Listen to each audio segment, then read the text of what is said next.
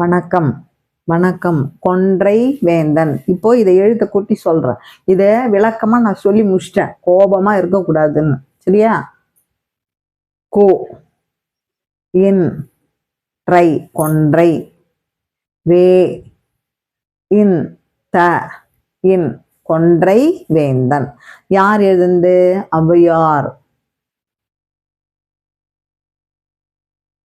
ஔ வை யா யர் ஔவையார். என்ன சொல்றாங்க? தீரா கோபம், தீ ரா இக்கு,